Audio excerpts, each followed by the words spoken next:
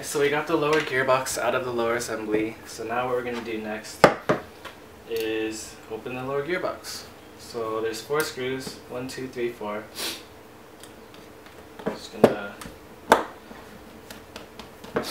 unscrew these.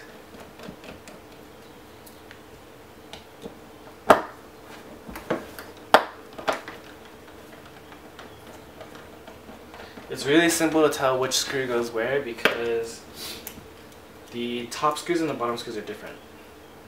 So as you can see, the bottom screws are like the head is flat, and the top screws the head is round.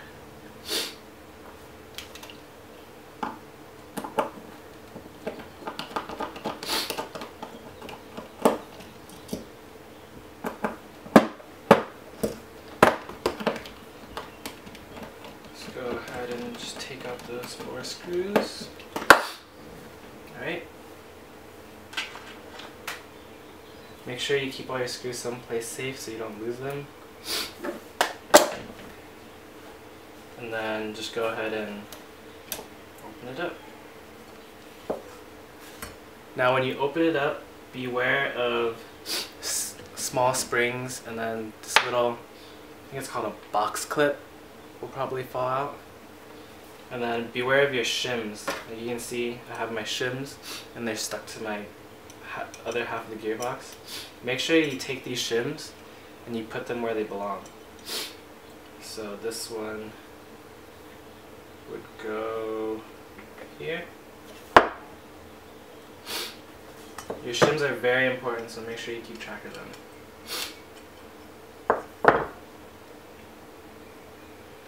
Just simply put them on top of the gear that they belong on.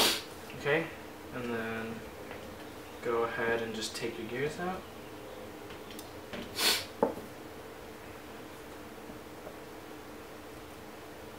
Oops.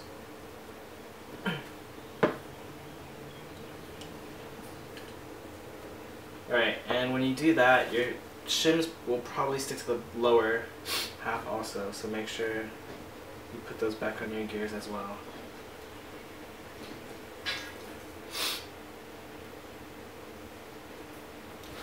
Okay, and then go ahead and take out the trigger and the spring,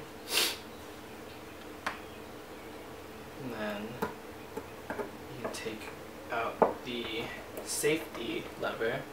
Simply unscrew it.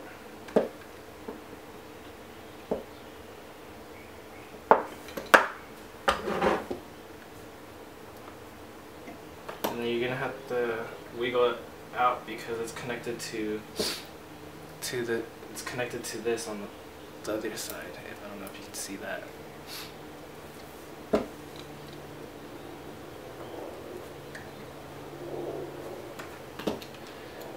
What I find easiest to do is take a small flathead. Just take a small flathead and then kind of go under it and like sort of pry it up. Be careful because this is actually a really delicate part. Mine's actually snapped in half, and I tried super gluing it back together, which is kind of why I'm going to replace this right now.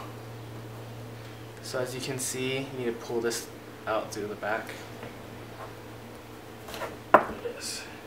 So keep these two together and make sure you know which screw goes with it. And now you can see that my trigger, I don't have a regular trigger assembly. This is actually the AWS Raptor MOSFET that replaces my own trigger assembly. So to remove the trigger assembly, there's just there's a screw right here, and then this is screws for the Yaw Bar, and then on the back you have your selector plate and the spring.